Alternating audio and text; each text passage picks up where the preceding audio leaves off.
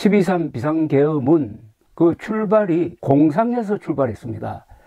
지금까지 한 번도 없었던, 아니 세계 역사상 한 번도 없었던 미친 계엄이었습니다. 대한민국 역사상 가장 심하게 대한민국을 공격한 계엄이었고 가장 심하게 이성을 상실한 계엄이었습니다.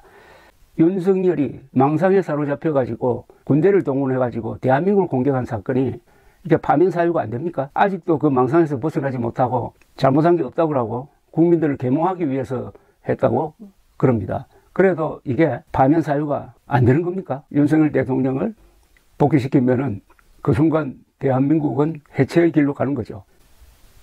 윤석열이 군대를 동원해가지고 대한민국을 공격했는데 그 윤석열을 감옥에 보내라는 게 아니고 대통령직에서 해임해야 되겠다는 그 결정을 왜 하지 못하고 있습니까? 대한민국을 공격한, 그것도 대한민국을 망상에 사로잡혀가지고 군대를 동원해서 공격한 윤석열을 용서하자는 헌법재판관이 있다면 이들은 탄핵감입니다. 윤석열 대통령이 망상에 사로잡혀가지고 군대를 동원해가지고 대한민국을 공격한 사건입니다. 대한민국의 핵심 중의 핵심인 국회와 선관위를 점거했습니다. 이것은 대한민국의 심장부를 공격한 것입니다. 군대를 사용을 해가지고, 따라서 이 자체가 반역이죠. 내란죄라는 형사 법의 어떤 용어보다는 반역이란 말이 더 적당하지 않을까 하는 생각이 듭니다. 그래서 국민을 대표하는 국회가 이런 위험 인물을 일단 직무정지시켜야 되겠다 해가지고 탄핵소추안을 통과시키고 여기서 심리를 해가지고 파면 여부를 결정하는 과정이 지금 진행 중에 있습니다. 지금까지 건국 이후에 여러 차례 비상계엄령이 펴졌습니다. 그 목적은 소요를 진압한다든지 부마 사태 때 펴졌던 비상계엄령 같은 거, 또는 정권 탈취를 목적으로 한다든지, 또는 이미 가지고 있는 정권을 더 강화하기로 한다든지 하는 이런 구체적 실체가 있는 목표를 가지고 있었습니다. 그게 나쁘든 좋든 그게 현실적인 목표를 가지고 있었는데, 윤석열 대통령의 12.3 비상계엄은 그 출발이 공상에서 출발했습니다. 작년 4월 총선이 아주 공정하게 치러졌는데도 불구하고 이게 중국, 북한 등과 야합한 부정선거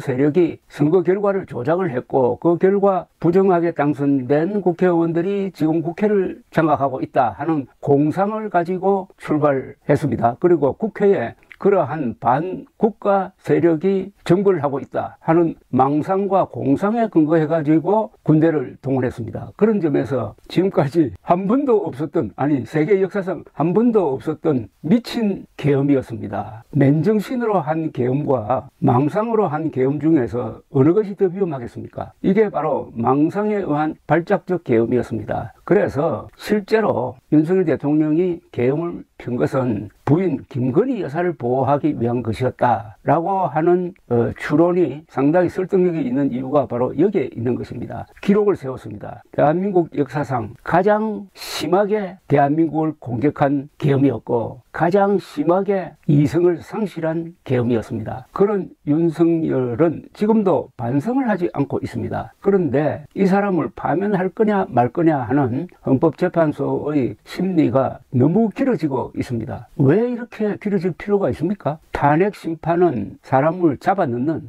구속하고 재판을 통해서 감옥에 보내는 형사사건과는 다릅니다. 일단 위험한 인물이니 직무에서 영구적으로 배제해야 되겠다. 그러니까 파면을 통해서 그가 가지고 있는 군사력이라든지 행정력이라든지 이런 것을 박탈해야 되겠다 하는 겁니다. 일종의 징계 절차입니다. 이 징계 절차는 형사재판과는 달리 증명하는 게 그렇게 엄격하게 할 필요가 없습니다. 회사로 말하면 사규를 위반했느냐 여부만 따지면 됩니다. 형법을 위반했느냐까지 갈 필요가 없습니다. 그러니까 그 절차가 상당히 좀 느슨하고 신속해야 됩니다. 그런데 왜 이렇게 시간이 오래 걸립니까? 아니 윤석열이 망상을 가지고 군대를 동원해 가지고 대한민국 심장부를 공격을 했는데 이게 파면 사유가 안 됩니까? 이게 파면 사유가 되는지 안 되는지 이렇게 오래 지리하게 서로 논박을 하면서 그 결과를 만들어내지 않고 국민들을 불안하게 해야 될 정도로 애매모호합니까? 윤석열이 망상에 사로잡혀가지고 군대를 동원해가지고 대한민국을 공격한 사건이 이게 파면 사유가 안 됩니까? 아직도 그 망상에서 벗어나지 못하고 잘못한 게 없다고 하고 국민들을 계몽하기 위해서 했다고 그럽니다. 그래도 이게 파면 사유가 안 되는 겁니까? 들려오기로는 확인된 게 아닙니다. 8명의 헌법재판관 중에 3명이 윤석열 탄핵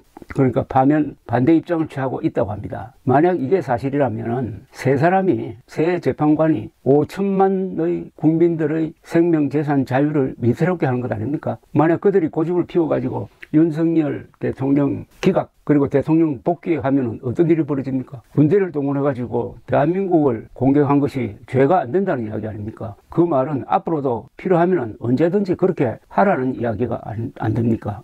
그렇죠. 그런데 한편으로는 윤석열 대통령의 명령을 수행하다가 내란 주요 임무 종사자로 찍혀가지고 구속돼가지고 재판을 받고 있는 주요 군 지휘관들이 있습니다. 그럼 윤석열 대통령이 복귀하면은 김용현 등 그들을 뽑아내가지고 어떤 수를 쳐든지 해가지고 그들을 석방해가지고 다시 군 요직에 임명을 해가지고 제2, 제3의 계엄령을 펼 때 이번에는 명령을 확실히 이행하도록 그렇게 할 가능성이 높은 것 아닙니까? 그러니까 윤석열 대통령에게 앞으로도 문제가 좀 있어가지고 그걸 덮으려고 할 때는 군대를 동원해가지고 대한민국의 헌법기관을 공격하는 것을 마음대로 할 수 있도록 하는 일종의 반역 면허증을 준 것 아닙니까? 대역죄의 면허증을 준 것 아닙니까? 주는 것 아닙니까? 그 세 사람이 있다면은 그 세 사람이 이건 좀 비유가 어떤지 모르겠습니다만은 예수의 12제자가 만약 헌법재판관 역할을 한다면 12제자가 모여가지고 가룟 유다를 심판하는데 가룟 유다가 나쁜 짓을 했지만 좀 동정할 점이 있다. 예수님이 너무 가룟 유다를 몰아붙여가지고 가룟 유다가 배신을 했으니까 가룟 유다를 용서하고 다시 제자로 복귀하도록 하자 하는 이런 심판을 하는 것과 뭐가 다릅니까? 예수가 잘못됐고 가룟 유다는 동정할 점이 있다라고 그 제자들이 심판하는 것이나 소수의 헌법재판관이 윤석열 대통령이 저렇게 한 것은 윤석열 대통령도 잘못했지만은 그동안에 줄타기를 한 국회도 잘못했다. 이런 식으로 해서 윤석열 대통령을 복귀시키면은 그 순간 대한민국은 해체의 길로 가는 거죠. 윤석열 대통령의 현직 복귀에서 가장 무시무시한 현실은 내란 우두머리 혐의자가 재판을 받고 있는데 한편에는 대통령실에 들어가서 국군을 통수한다는 사실입니다. 국군 통수권자가 내란 우두머리 혐의자이면은 국제사회에서 그 사람을 존중해 주겠습니까? 다가오는 APEC 경주 정상회담이 제대로 열릴 수 있겠습니까? 그리고 무엇보다도 군대가 분열돼 버리는 거죠. 군대가 윤석열 충성파와 대한민국 충성파로 갈라져서 만약 어떤 계기가 되었을 때 두 세력이 무기를 든 두 세력이 격돌하면은 그게 바로 내전으로 가는 길입니다. 2011년 시리아가 왜 내전으로 갔느냐 하면은 그 안에 시리아 군대 내에서 아사드에 충성하는 파와 반대파가 무기를 들고 서로 싸우면서부터 13년에 걸친 시리아 내전이 일어나가지고 약 100만 명이 죽었습니다. 대한민국이 윤석열 때문에 내전 상태로 들어가면은 김정은이가 가만히 있겠습니까? 이거야말로 남침 초대장 아니겠습니까? 더구나 김정은이가 핵무기까지 가지고 있는데 이런 어마어마한 사실을 앞두고 왜 헌법재판소는 주저하고 있습니까? 윤석열이 군대를 동원해가지고 대한민국을 공격했는데 그 윤석열을 감옥에 보내라는 게 아니고 대통령직에서 해임해야 되겠다는 그 결정을 왜 하지 못하고 있습니까? 부사장이란 자가 깡패를 동원해가지고 회사로 쳐들어오게 만들어가지고 이사회를 완전히 뒤집어 엎어버리고 회사 경영권을 차지했는데 그 사람을 처벌하는데 이렇게 시간이 걸리면은 그 회사는 난장판이 되고 깡패가 그 회사의 주인이 되는 것 아닙니까? 지금 헌법재판소에서 머뭇거리고 있는 몇 사람의 헌법재판관은